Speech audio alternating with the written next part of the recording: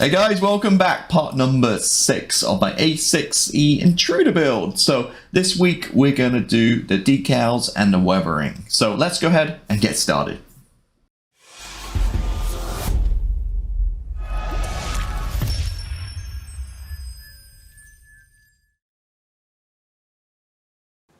Hey guys, welcome back. So here we go, and we're going to get onto the decals and the weathering. I combine it to one episode, and I'm not going to spend a whole bunch of time on decals because I've done this a million times in all my build videos. I feel it's getting a little repetitive now. I do it the same way. We don't need to talk about it every single time. So I'll do one real quick as always to show you what the deal is, and we'll move along from there. So the main thing with this project is, as you know,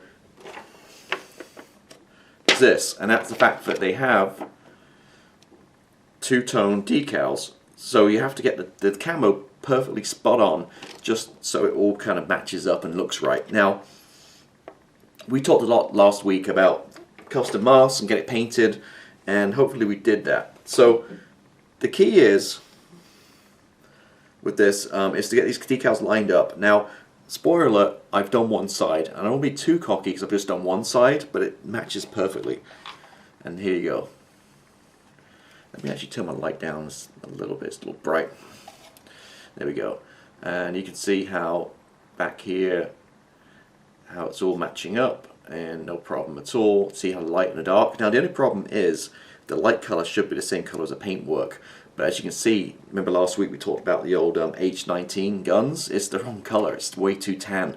But I did bleach it back a little bit, but yeah. So just bear that in mind. The paint should be more similar, like a dark yellow Tamiya. Like, see how like the decal is? That should be the more the color you're going for, I guess. But nevertheless, it looks pretty cool. And I'm just very relieved how how these decals here like matching up perfectly to different colors and stuff. So cool. So let's run through real quick how we're going to do one. So some water.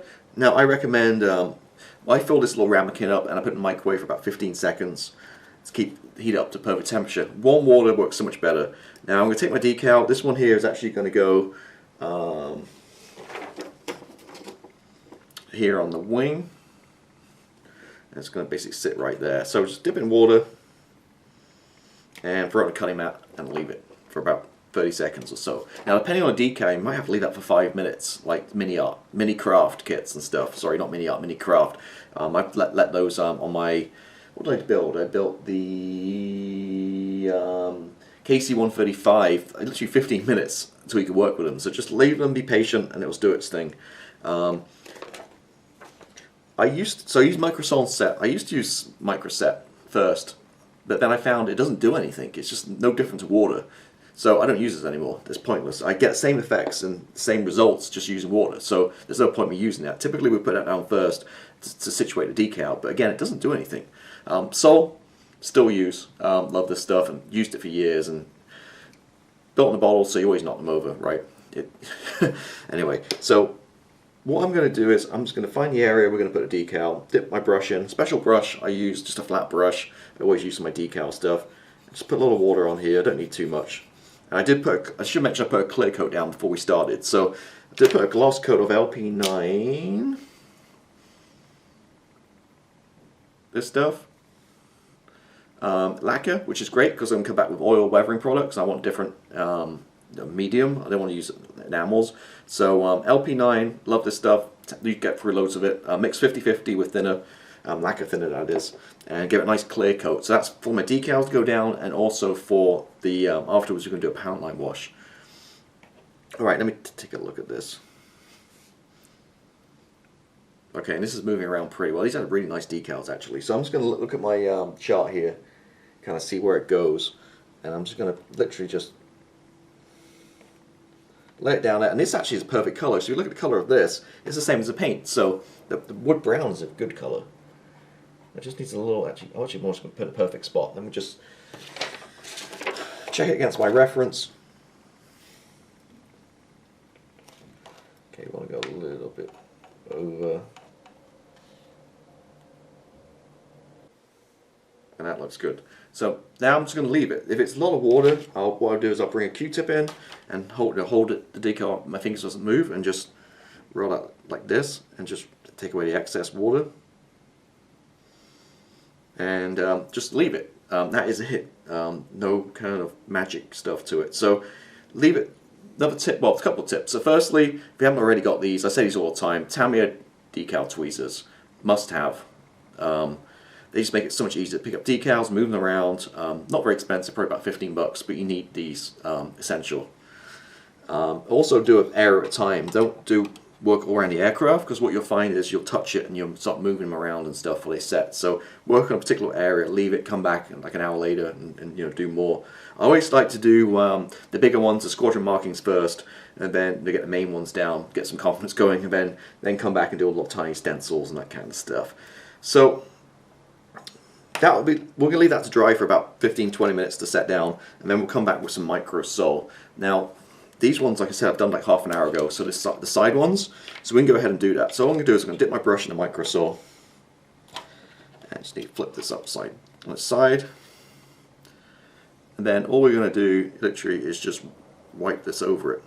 And what this stuff does, it beds it down, so it basically sucks it into the surface, so all the rivets and all the panel lines come through it, so it looks like it's painted.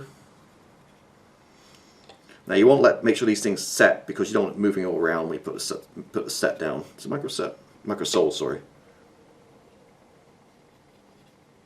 So again, just a little light coat. Don't go crazy, flood the thing, because it could damage your paintwork. It has been known to before as well. So you just want like a nice thin layer, like that, over all decals, and again, just walk away, leave it for about 30 minutes. What it will do is it will all kind of crackle up and look terrible, and it will just stretch back down and bed down. So never touch it, just leave it. And then if it doesn't quite settle, just put another coat down. You keep every 30-45 minutes, just keep a coat for stubborn ones, and after 3 or 4 it should really bed down. But most of the time, one little coat like this. These ones are really nice decals with HobbyBoss, this kit. Easy to work with, and they'll go down no problem at all. So that is it. That's how I do decals. So again, I don't need to record this video for 6 hours and show you every single one. I'm going to go ahead and do the rest, come back when it's done, and then we can move on to weathering. Alright, so all the decals are on. No problem at all. And the other side. And it's really nice decals, went down no problem at all, easy to work with, and a few stencils, but not millions, so just enough to keep some interest. So what we're going to do now is, well, firstly what I did was I put on another clear coat, LP9, just over all decals, just to seal them in and protect them, and then we come back and we do a pound line wash. Now, a lot of great models I see online look beautifully built, but they don't have any pound line wash. It looks very plain. Just a simple wash, just pick out those pound lines, makes a huge difference. Now, the reason I put the gloss coat down is it means when I come with my pound line wash, which we're going to use the Florida Models Dark Dirt today, it's going to wipe right off and just stay in the pound lines. If you use a matte kind of coat, it's going to stick more and create more of a dirt texture. I'm going to use oils for that, so I just really want to just use this stuff just purely to pick out the pound lines and the details. So what I'm going to do is I'm just going to give it a little shake and pour a little bit in the bottle, out of the bottle, into a plastic container, because I don't want to contaminate it. If you have any bad, like, I don't know, enamels or anything on your brush, you stick it in there, it's going to ruin the whole pot. So basically all you're going to do is take it, I've done this a million times before, and just rub it all over the model.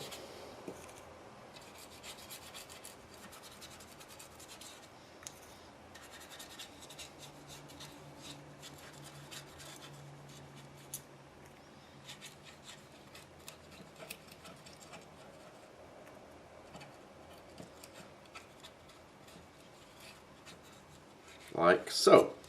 Now I'll just do a part at a time. What you can do is let it dry for about 20-30 minutes, come back with some paper towel and just literally wipe it off. If it doesn't come off easily, just dab the water or lick it and then wipe it off. It comes up no problem at all. This stuff is clay based, so if you don't like it, you just wash it all off and start again. So real easy to use. What I'll do is I'll walk my way around through the aircraft, and when we're done, I'll come back and kind of show you where I'm at. Alright, so put the wash on, took the wash off, and give it a clear coat of the usual XF86. Looking really cool, really liking how it's looking, but I just start doing a little neat oil. So first of all, let me just kind of show you around. So it's great because that pound line wash just brings it all together, and you see it better on the grey, I think. But yeah, really happy with that. So what I'm going to do is I don't want to go crazy with this, just a little bit subtle. So I put a couple down here you can see along the spine here. All I'm using is Abteilung ABT 510 Starship Filth. It's a nice kind of grimy kind of color. So I'm using this, and I've got some odorless thinners. You can use any kind of enamel thinners. I happen to have the Abteilung as well, and a few brushes, and basically put some on a paper towel just to get some of the excess oil drained from it. And all I'm doing is just taking my brush, wiping off all the excess, and almost like dry brushing it, and just carefully kind of running it through the spine line. So like that, just a little bit on there, and then with a stiff brush, just going to blend it in.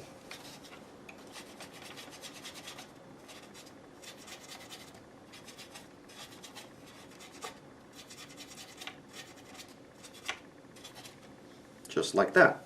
And that's all I'm going to do, working my way around the aircraft. So I'm going to do a little bit back here, a few on the wings and tail, and not crazy. I kind of like the way it looks. I just want to break it up a little bit, add some extra dimension. So I'm going to work my way around with these neat oils. Just again, don't do too crazy, just pick out a few things here and there, and I'll be right back and show you how it looks. And when it's weathered, we're almost there. We've got the gear to do next week, and we're pretty much finished with this aircraft. So really liking it. Just a shame the color wasn't quite right from the jar, but nonetheless, it's looking pretty cool. Definitely looking better than a plain old grey, I think. Alright, so it's the next day, the following morning, and we're done. Now, you see I've taken the masking off the canopy, and it looks really good. So I'm amazed. So I did so much stuff to this. I sanded it, I filled it, I sanded it, I filled it, lacquer thinners, all super glues, all kinds of stuff, and didn't frost up. So that's the good part. Obviously back here, I forgot, as I mentioned before, to put all the internals in. I'm not going to risk cutting all this out and redoing it and stuff. I'm just going to leave it as is. So I'm missing the mirrors, the internal parts of the canopy, but it's back there. You're not really going to see it. So it's cool. Really loving how this has turned out. Now, the oils didn't quite go to plan. They just didn't. I'm having a really hard time with the oils the past few months. I used to got it really down, and now it's just like not kind of getting it to blend very good. So what I did was, actually I liked how it turned out. So it was way too strong. So I just took some enamel thinners with a brush and just basically kind of went over it all. So I basically created like a filter, I guess, in a way, and just really dial back all those oils on the wings and stuff. And you can still see some of it, and it has given some kind of extra layer of complexity to it. So let me kind of show you around it. So that's annoying rattle once again, but there we go. Looking really cool. Underside and the other side.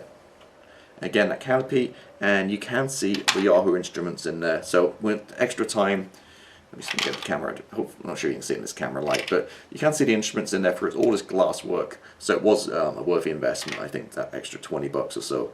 And it's looking really good in there. Just I wish that annoying rattle, that just annoys me.